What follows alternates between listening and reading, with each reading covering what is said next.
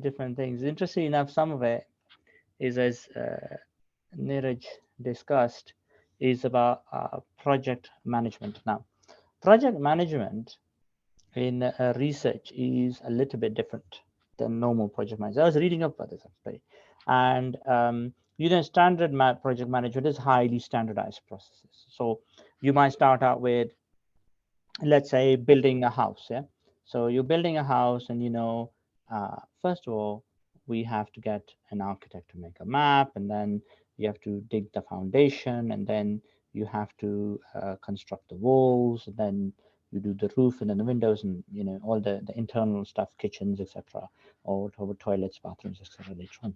So there's a standardized process, a way to do it. You could literally buy a map of buy a plan from an architect and just follow it exactly. Now, research, this will never really work. Is inherently unpredictable. What the outcome? There's so many times that normal research projects, like in an original research, is even more dangerous because you don't even know what the outcomes are going to be, what the results are going to be. Nobody knows. This drug might, there are many drugs that have gone through phase 1 and phase 2 trials and then suddenly failed. I've met people who do pharmaceutical research, and they've been doing this for years and years, and 10 years they're trying to bring a drug. Their entire lifetime, a large chunk of their lifetime is spent on one drug, taking it from phase 1, phase 2, phase 3 trials. And sometimes you suddenly find this weird side effect and the whole drug fails. So as part of these phase 3 trials for I worked on that for a year, phase 3 trials. But and obviously they were successful and the drug worked, but it may not.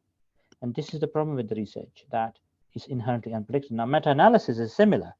Meta-analysis, can be quite unpredictable. Like, for example, there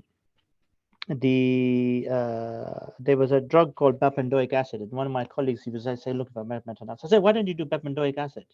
There's a new trial that's come out recently, and then literally the day after we spoke, the next day, somebody published a nice meta-analysis of bempedoic acid, and it's like he uses the paper that was published last month. Obviously, the authors were, the main authors must have been warned. But I'm just saying, and many times we've done a meta-analysis, and Neeraj knows about this as well. And suddenly you find 2 or 3 new papers. Neeraj, how many times have you had to redo your meta-analysis because you suddenly found new papers? Neeraj, are you there? Oh, I don't know if he's still there. Oh no, he's not there. Okay, fine. Don't worry. So how many times we've had to redo the whole thing just because we found a new paper? And the outcomes are not predictable. This is why I prefer, rather than standard meta-analysis, where you say, well, these are the type of papers we're going to include, and this one I prefer what I call reverse meta-analysis, where you do the forest plot first, so you can actually be flexible. Yeah? And flexibility is really, really important in project management, actually now. Agility, it's called. So, you are flexible. So let's say you are doing a review meta-analysis on, let's say, death post, let's say, a death post amyloid. But then you find that doesn't work well as an outcome, so you shift over to, let's say, ICDs. What about patients with amyloid who get ICDs, for example? What I'm trying to say is that you look for what works, and that means being flexible, and that is requiring the reality of research. This is not preferred by people who do meta-analysis like Cochrane. They'll say, well, no, you need to have standardized outcomes and standardize this and that in advance, but that actually doesn't work in reality because you actually are better off being guided by the data. Yeah. So your objectives can change. You need to be flexible. Let's say you want to do a normal meta-analysis, you end up doing like a network meta-analysis, yeah? And the topics are very complex, yeah? And this obviously is quite important. Now, let's go through the room and ask people if they have any questions or any ideas about this. So let's first ask the panelist. Akshita, what do you think? Or Apti, what do you guys think about this? Yes. So about project management. Yeah, in the research is much more complicated, unpredictable, isn't it? I would certainly say so. I did struggle when I did my research project for my dissertation. Because sometimes you'd go with an idea and then it doesn't work out. So you have to rethink everything and make some changes. Absolutely. In war, this is called like the fog of war. So a good general is not the one who makes a gigantic plan with all these, when you see on films, he's got all these soldiers on this table and he's made a plan how he soldier. But the reality is in a battle, everything's unpredictable. So in essence, these are unpredictable forms of project management. You have to understand that. If you have absolutely 100 fixed immutable goals, it's not going to work. That's why I'm very flexible with my goals as when I manage projects. Let's ask the others. Basil, Odette, Dalida, any thoughts about this?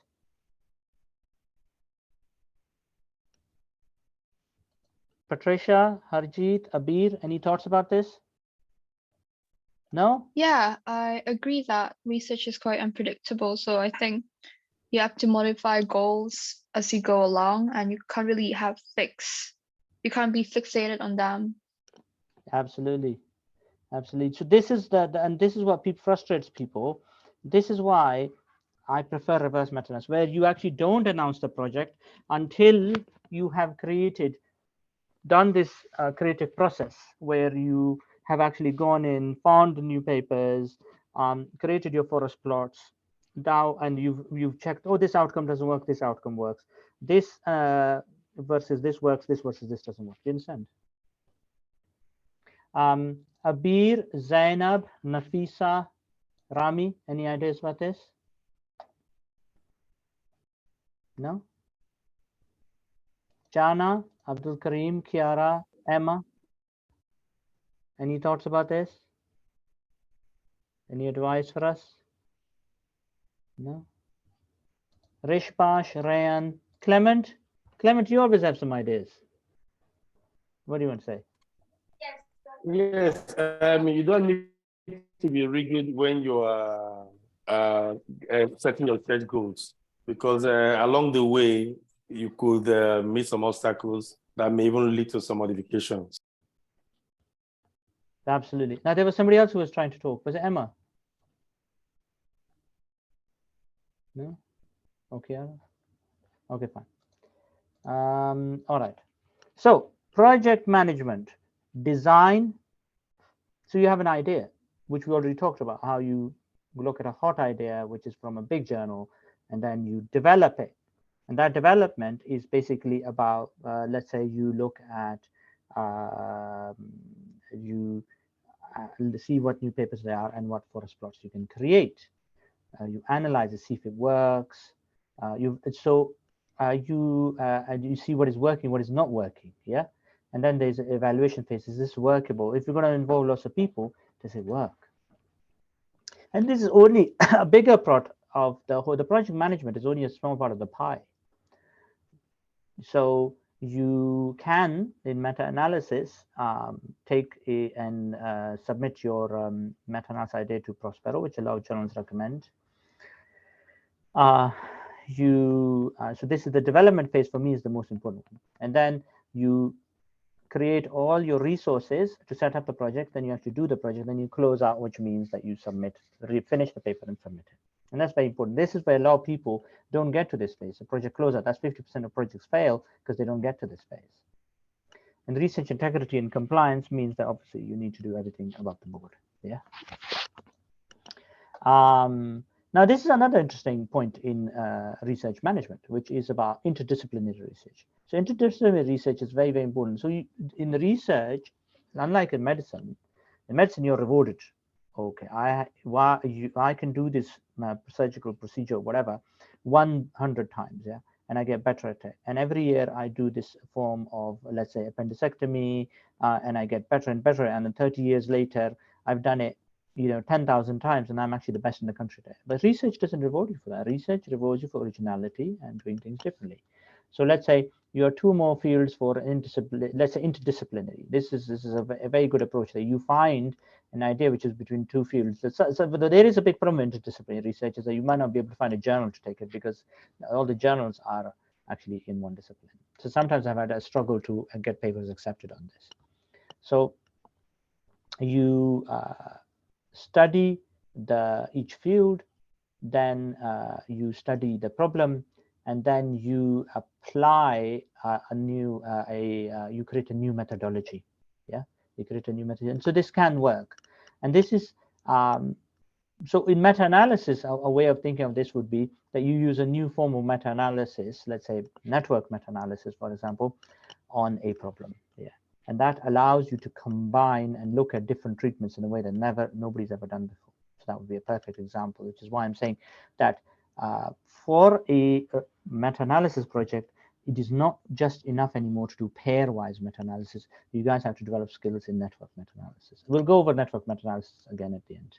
Yeah, collaboration is very important, and collaboration is also important to be diverse. By diverse, I mean that you should make sure that the people you work with are both socially diverse, ethnically diverse. There's a good mix of male, female, etc. Yeah, and you also have to make sure that you deliver. Yeah, and that means keep the project ticking along. Always make sure the project is moving. Yeah, make sure that you manage people well and are reasonable with authorship, etc. So key management skills are communication should be clear, communicate continuously. Leadership doesn't mean that you tell people what to do. Leadership means leading by example, means you do things and other people copy you. Adaptivity, we talked about. Empathy, oh, I have my mother is sick or whatever, or I have an exam, or I've got other problems in my life. You need to listen to your team members when they say that. Calmness, oh my God, everything's gone to pot, you need to be calm. Negotiation, oh, you don't want to just give first authorship to your best friend, yeah, for no reason except partner is your best friend. You need to negotiate, yeah, because you have to think of the whole team. Critical thinking, yeah, you need to be able to analyze and come up with new ideas. Decision making, we're going to do this and we're going to leave all of this. In decision making, this is important because I always cut down papers. We're going to not do any of this because we don't have time. This is very, very common for me. I'll say, no, let's only do this. Let's leave the rest. Yeah, this is my biggest contribution to most projects. Let's not do any of that. Yeah, I always cut the project right down to size. Risk management. Risk management means you want to take a risky project. You want to take a risk. Change management means, well, your team is not working out. You bring in new members. Yeah, don't kick out the old ones, but you bring in new ones. Time management. So always, every project needs to be timed. Yeah. Conflict management. Two members are fighting. What do you do? Conflict management is complex. Very, very complex. I've got a number of methods to manage conflict. Most of those which I can't discuss here. A lot of them involve bribery. Yeah, that's the best. In essence, when people are having conflict, often enough the problem is within themselves rather than other people. They might have a psychological problem. They might have some other sort of problem, and the conflict often enough is a manifestation of the underlying problem that they have within themselves. Inclusivity, we talked about. You want to include everybody in creativity. Okay. Now, let's ask everybody if they have any more ideas about this project management. Yeah, because this is not something I'm perfect in, and nobody is. But let's see if you guys have any ideas about it. Basil, Odette, Patricia, Harjeet, any ideas about this? Good. Silence from the group is astonishing. Abir, Nafisa, Rami, Jana, any ideas about this? Have you guys done project management, or do you guys have any ideas on project management? Kiara, Emma, Rishpash, Najwa, any ideas about this? I mean, Yusuf, Abdul Karim, Clement, the leader, guys, anybody? For project management, I think team building is essential. You have to build teams that will work. Although team building on its own is a difficult process because people come with their idea. Clement, you're breaking the wall. Okay, I said team building is essential for project management. Even although team building is a little bit problematic when you start initially. So team building. Actually, that's a very good idea. Actually, I probably should do that more. Team building. In like having like something for just building the team up together, isn't it? Like you're saying. Actually, you know what? You're right. And in this would actually work well in unstructured environments. So, for example, if you are working, for example, I originally come from Pakistan, which is a developing country. And there, when you're in developed countries, there's a lot of structure. So universities, etc., there's a lot of loyalty toward your university. But then what Clement has talked about, that when you work in, and this is what I found, is developing countries, there's none of that. So you have to do some team building to create that, togetherness. Clement, is that what you're talking about? Yeah, that's what I'm talking about, because we are just the topic I shared with you. I'm still trying to build things for us to work on that topic, but it's not been easy. Yeah. It happens most in developing countries. There are no structures. Yeah, they work You in. need to see how you can. Yeah, Clement, I did tell you there's a guy sitting in my old university in Pakistan, in Karachi, in the third world country. And he's publishing papers in big journals, meta-analysis. I'm still astonished. He's sitting there old, which barely probably has a computer there, and he's doing it somehow. Yeah. Anyway, Apti, Akshita, any ideas about this? Actually, doctor, there is someone with their hand up. I think Yana, I think they want to speak. Jana. Oh, okay. Jana, what did you want? What did you want to say? Yeah, it's Jana. Jana. Hi guys. I'm sorry. It's okay. It's okay. So the thing is, during project management, there are two things that usually I find difficult. It's the leadership part and the budget part.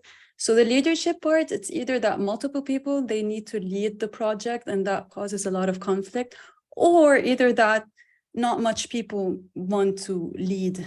All right. Or the other part is the budget part, which is like really hard, especially in a country like Lebanon. It's also a developing country. So not much people, they have much budgeting for research and all that. So that's all I wanted to say. Yeah. Yeah. Wait, let me just.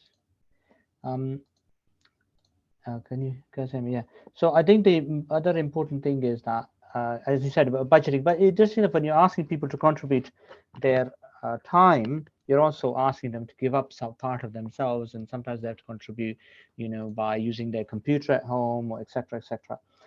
So you are making them, asking them to make a contribution. But the reason I like meta-analysis is a technique that costs very little money. Basically, R is free. Most people can somehow get access to a laptop or a computer, so it's actually quite a useful technique to create a research paper. Yeah. So Apti, Akshita, any ideas about this?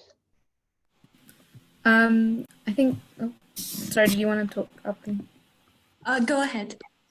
Yeah, I think communication and decision making, they go hand in hand, because with decision making, you're gonna have, like, it's quite important within research, but then again, you need good communication, like robust communication, because if the communication is not good, then that can affect the decision making that you make during the process. Yeah, absolutely. Because you can make a decision, but if it's not communicated to everybody, you're going to create problems. Now, a Gantt chart. Now, I don't actually use this very often, oddly enough. I don't. I keep it really flexible. So what I do is I will say, I'm here with this one person, and we're in for the long haul. Yeah. So we talk every week. I will train you, and we work through the ideas behind the project. And we have these meetings every week, 10, 15 minutes, 20 minutes. And then I say, let's work out. And there's no fixed goals or whatever as such, although I have them in my mind. But it's an informal meeting, and we'll say, okay, let's time to read up the papers in the background, and then let's do the forest plot. And then we do the forest plot. And then we say, okay, fine, now it's time to divide the project up with, you write the methods, then you bring all these other people in, and they'll do the intro and discussion and all of this. Yeah. So that's how. So I don't use such a Gantt chart. And one of the problems, I don't do fixed deadlines for another reason is that I know a lot of people like them. I do have an overall that you should finish in 6 weeks. Is the fact that most projects will massively overrun. But this is a common technique used for complex projects, is Gantt charts. And if you want, you can do it to organize your thinking. And in some ways, it's easier for me because I have all the steps of the project in my mind. But if you are a person who has difficulty remembering all the different steps in the meta-analysis, then this actually might be useful. And you could use this. You could actually use this, and it's very, very useful. So Gantt charts are easily available on the internet, and you can use them. Now, back to our main bit. Let me see. Did anybody else? Yana, anything else you wanted to say? No, your hand is up. Was it from for historical? No, it's from before, so I'll just take it off. Okay, no problem. No problem. Okay. Now we were talking about this, and that is that network meta-analysis is a great way to get published in a big journal.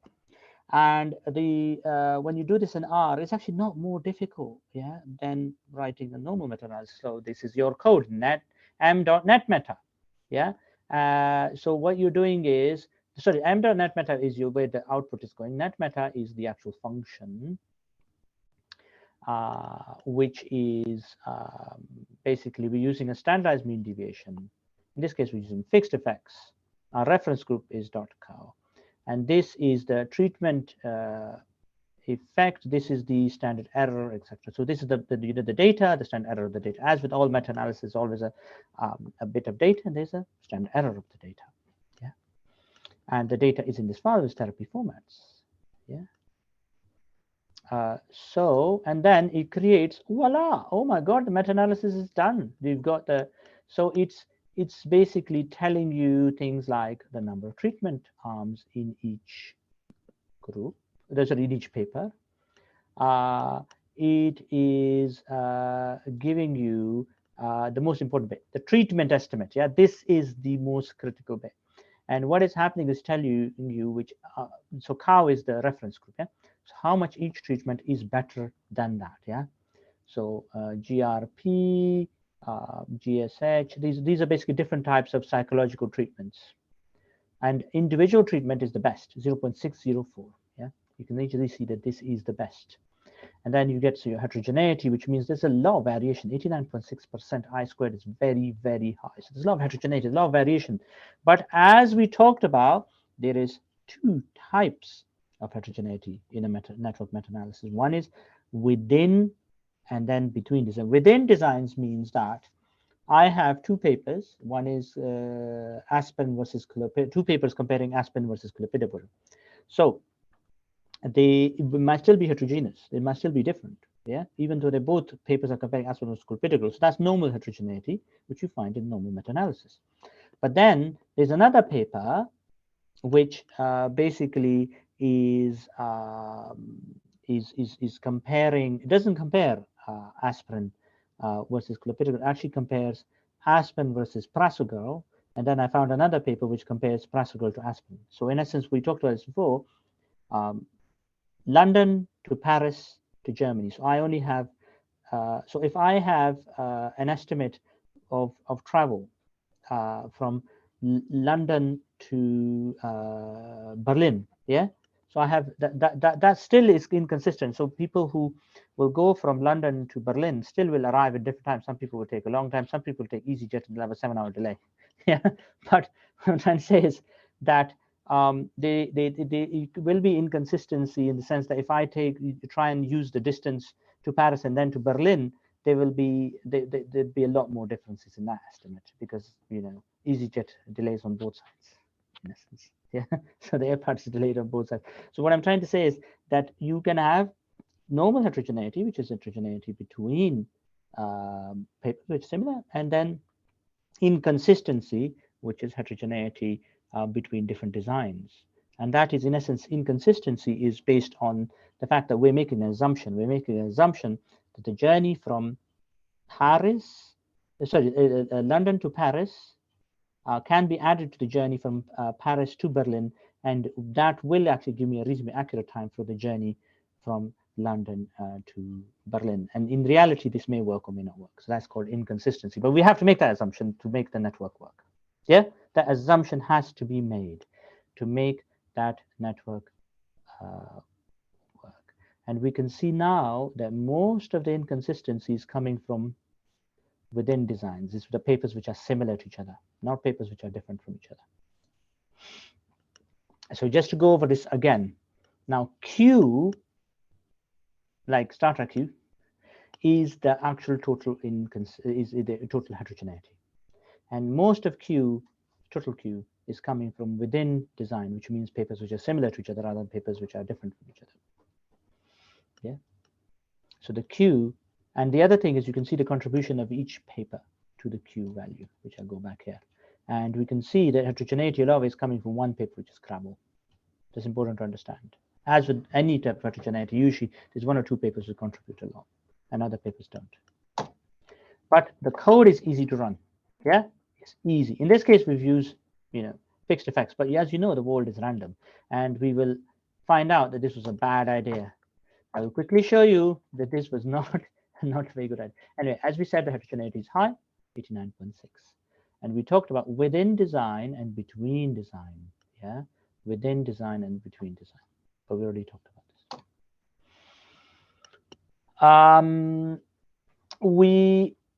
So I think the heterogeneity is so high, maybe we're using the wrong model. Oh my God, we should use the random effects model. As you know, I love the random effects model. The random effects model is always better. Yeah. So we decide to look at the full design with the random effects, and then I won't go to in too much detail. We'll demonstrate this in a bit more, but in essence, that we know that the heterogeneity will go down a lot if you the heterogeneity will go down. I'll demonstrate. Actually, I'm not going to go through this in too much detail because I haven't got an easier way of demonstrating that you can reduce the heterogeneity if you use a random effects model. Yeah. So we can go to that in a minute. Actually, let me go back. I'll go to that in a minute. Let's keep to our thingy. Now, network graph. Oh, what is a network graph? Network graph shows you the whole network. Yeah, the whole network, and you can use something called net graph. Yeah, and what you can do is that you can use net graph, and you've created all the labels. Yeah, labels. Net graph. Ta-da! And you've created your network. And you can see the more nodes there are, the more connections. So you compare everything, care as usual, wait list, and you compare things that have never been compared to each other. So for example, unguided self-help versus guided self might never been compared, but you found out. You've ranked all the treatments. You know which is the best one. Guess which is the best one, individual. But obviously you don't see that. You just see the network. This is important. So in a network meta-analysis, you must do the network. Yeah, and the thickness shows the number of connections. The more powerful the connection, the more powerful the comparison for this data, and that is the thickness of the line. You can also do a 3D graph, which is with net graph. So you have to put an RGL package, and then you can do a 3D version of this. Yeah, which looks nicer, but it's not necessary. Now, this brings us to the fact that what is actually a network meta-analysis? A network meta-analysis is a combination of direct and indirect evidence. In some papers, aspirin is compared to clopidogrel, but in some papers, the evidence for the aspirin clopidogrel comparison actually comes from comparison of prasugrel versus aspirin, and then clopidogrel versus prasugrel. So it's an indirect thingy. So we can split the evidence actually. And what you can do is you can do direct evidence plot. And this is very important. So this is direct evidence dot plot. And then you split it. And then now you can see the proportion of direct, which is the brown, versus the blue, the direct, which is the orange, and the indirect, which is the blue. And that shows you how each comparison is made up. And some of the comparisons, such as CAU by WBC, are actually entirely made up of indirect evidence. That's interesting, isn't it? That shows you that some of the estimates were entirely based on indirect evidence. Yeah, that's important to understand. So let me just go through this again with you. So you did your net meta, and then you used it to do your meta-analysis, and that gives you the most important thing is treatment estimate and the heterogeneity. And the heterogeneity is of two types. Yeah, within design and between design. And then you did this network graph, And then you did your direct and indirect evidence, which is very, very important. Yeah, and actually show you each bit how much it contributes. Yeah. Actually, I mean, and sorry, my apologies. Parallelism and path length. Basically, path length, if it's more than 2, then that's just troublesome, because that means the comparison is quite indirect. And you can see these ones, the lower ones, the path length is all greater than 2. Yeah. So these comparisons, because they involve a lot of indirect evidence, a lot of London to Paris plus Paris to Berlin, yeah, so is equal to London to Berlin are difficult ones, yeah. So more than 2 is mean path length is bad. Then what you can do is you can estimate. You can do an estimate of all possible treatment comparisons, every single one in a results matrix, if you want. And this is brilliant because it compares every single comparison to every other comparison. Yeah, if you want, you'll have to put this in probably the may have put in supplementary table because we've already got so much data. But in essence, every single comparison compared to every single other comparison. Yeah. Okay. Which is very, very good. Very, very good. It basically, this is good, but still we want to rank the treatments. Yeah. We want to do a ranking, and the ranking system, basically, you don't need to understand it in great detail, but it basically is use a p-score. It basically does what it does is runs this model, which does hundreds of variations and finds which one works best, and then it finds that individual therapy is ranked as the top one. Yeah. So net rank. So just go over this again so you understand. Net meta is the function that allows you to run this meta-analysis. In this case, we've used fixed effects, which is a bad comparison. We standardized mean deviation. The reference group is cow. Yeah, these are these red bits are the bits that can be changed. Yeah, you can see that there's 7 treatments, quite a lot of studies actually, 182 studies. And then we can see the treatment effect. Yeah. But then we will go a bit further. Then we do a net graph, and then you can do a 3D net graph, and then we do direct and indirect effects. We've split it so you can see. And in essence, a way to understand is the direct evidence is actually like in normal meta-analysis. Indirect evidence is the way the network, the addition done. It's basically filled in the empty spaces. It fills in the empty spaces. Yeah. And then the result matrix, every comparison gets an idea comparison. Net ranking, which is the best one. And then a forest plot. Oh my God, you can create a forest plot. Yes, you can, definitely. Forest, net meta. Yeah. And sort by just means that they're in order. Yeah, the biggest one at the top. And then you've done all these labels, favors intervention, favors care as usual. So you can see the green are the changes. Yeah. So therapy formats was the care as usual, etc. And you've got your forest plot. Voila, done. Okay. Now I'm going to ask people to ask questions because I've gone through quite a bit. Yusuf, what do you want to ask? Yusuf, your hand is up. Did you want to ask something? No? Okay, maybe you didn't. Basil, Odette, Patricia, any questions so far? No, so far. So you can see, yeah, you see that this forest plot works. Yeah, look, individual therapy is best. He's even got a confidence interval. Yeah? Yeah. Okay. Harjeet, Rami, Jana, sorry. Kiara, any questions? No? Or anything you want to say? Kiara, Emma, any questions? Najwa, Clement, Rita, anything you didn't understand? For me, I can't wait to have my hands on a data that I can plot forest plot like this. But yeah, but you know the interesting thing is, Clement, for your thingy, I think this will work. And nobody's done this before. I already checked for your TB thing. Nobody's done this. This is what is needed. You compare all the different treatments in a network meta-analysis. This would be perfect.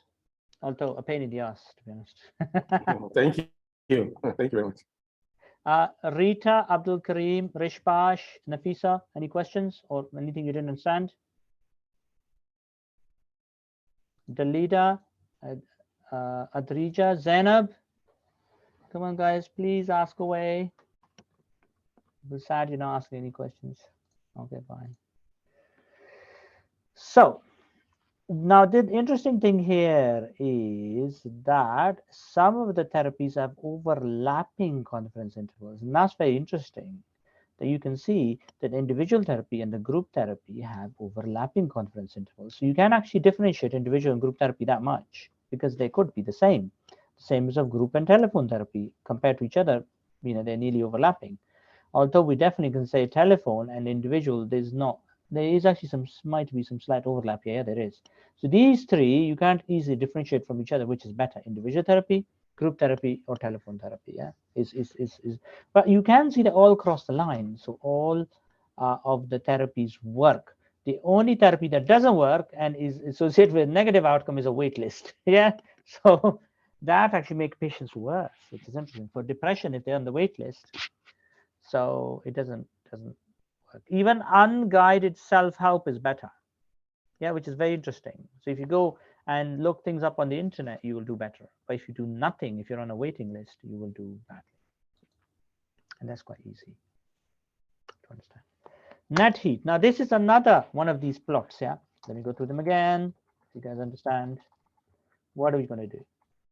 First of all is net meta. Net meta, treatment 1, treatment 2, whatever they are. Author, data is here, standardized mean deviation, what model, in this case fixed effects, but you should probably do random. Reference group, because this is the group where everything's compared.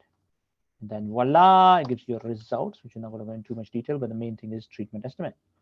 And treatment estimate is better for individual than anything else. And then heterogeneity, which is divided in 2 parts, in this case is between designs. Means the network actually does work. And one of the papers is really bad. Crabbo, so Q value of 3.05. It's a bad paper. It was in troublemaker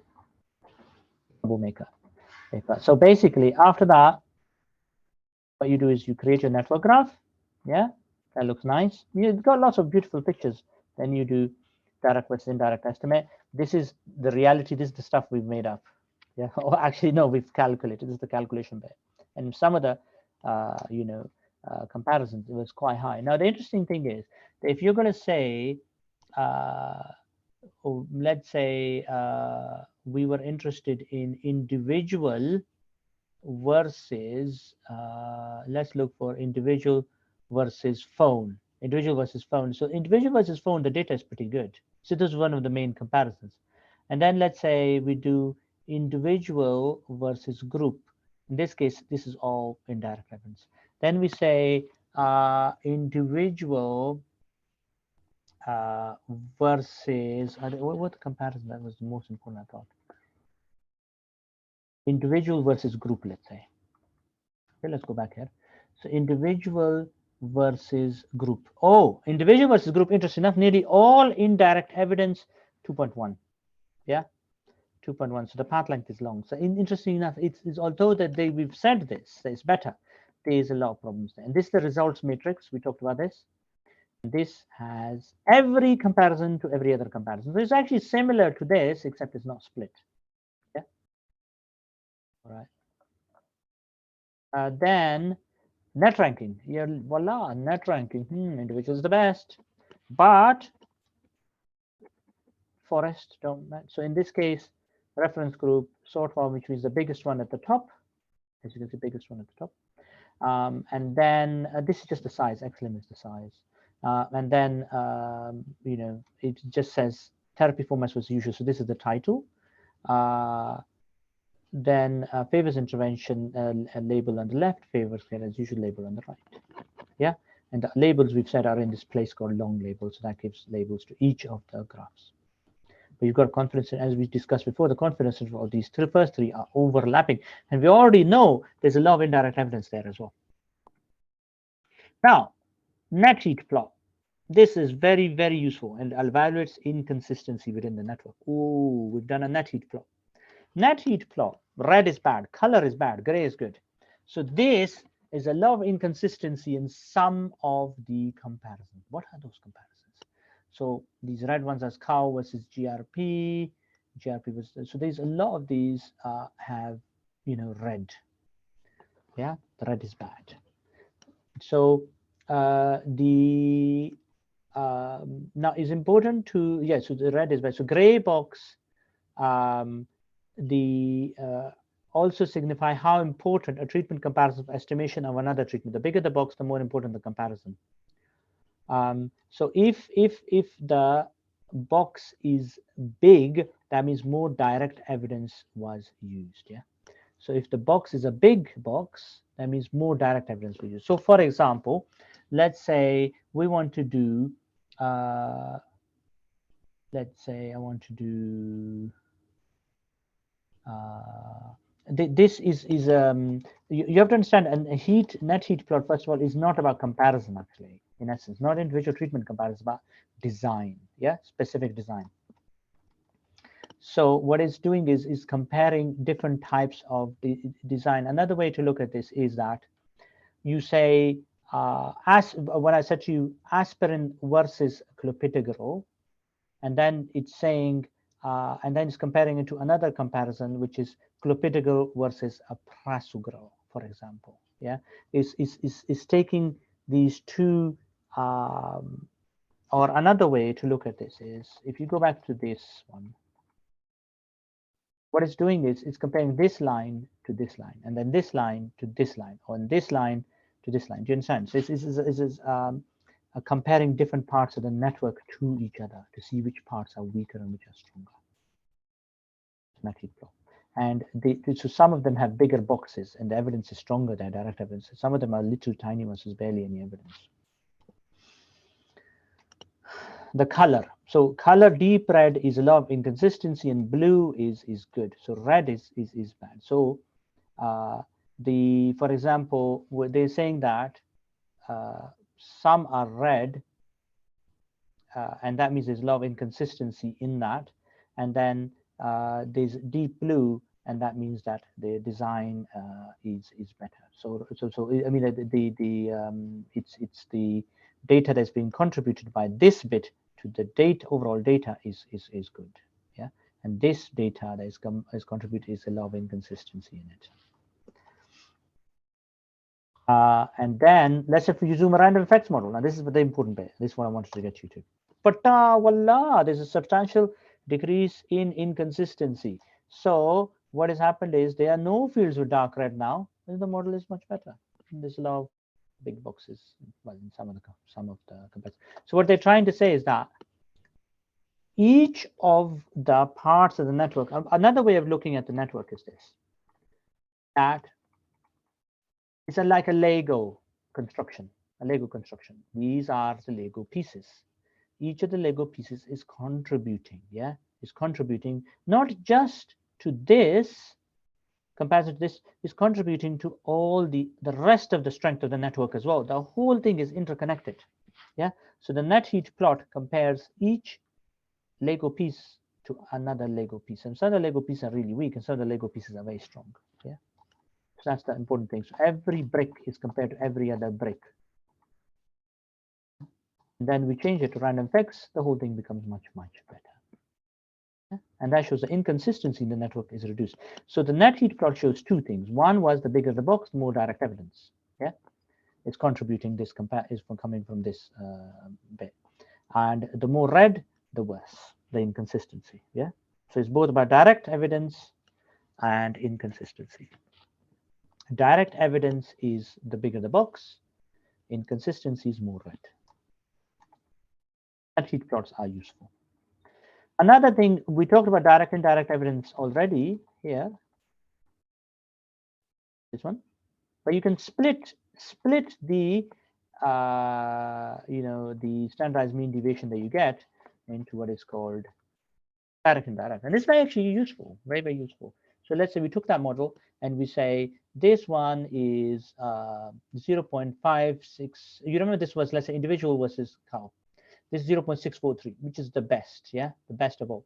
But in this case, most of the evidence is from the direct model, 0.7037, and only a small amount is from indirect model, and this is the difference. So you can say that this is actually a reasonably good comparison. This is a strong individual versus cow is the individual. The data for the fact that individual is best is actually pretty strong.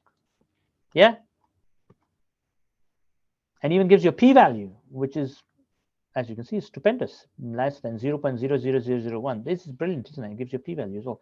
So that's split. You can split. It's useful. So this is split. So we split what we did is we split the original comparison. Yeah, remember that original comparison? This one. We split in direct and indirect. So that's net splitting. We split this. But you can also split. Remember the forest law? Split the forest law as well.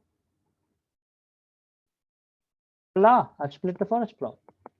And what I've done is that each of the comparisons, I've created a forest plot and a direct and indirect, direct and indirect, direct and indirect for each of the comparisons. So you can do splitting. It looks great. And then a funnel plot. Funnel plot. What is a funnel plot? We talked about this before. A funnel plot is that the top bit of funnel plot is not important. It's the bottom bit where the smaller papers are. And if there are a lot of small papers here and no small papers here, then that means there's publication bias, and publication bias is bad for you, isn't it? That means some of the papers are hidden. Let's stop there. Time for questions. Basil, Odette, Patricia, Harjit, do you guys have anything to say for yourselves? No? All right, we'll go to the panelists. Apti, Akshita, do you have anything to say? Yes. Apti, what do you think? So I'm not very well versed in this, and I Akshita? don't think I should comment. No, Apti, no. What did you understand? There's a lot of Sorry, variety. sorry, I interrupted you. Did you understand? Yes. No. All right, Akshita, anything to say? I know it's an advanced topic a little bit. Yeah, it's quite advanced, but I think, yeah, it's quite comprehensive, your explanation. So I don't think I have anything to ask. Okay, fine. No problem. So Patricia, anything to say? Anything to ask? No, I'm trying to comprehend everything. Okay, let me just go back a bit on this.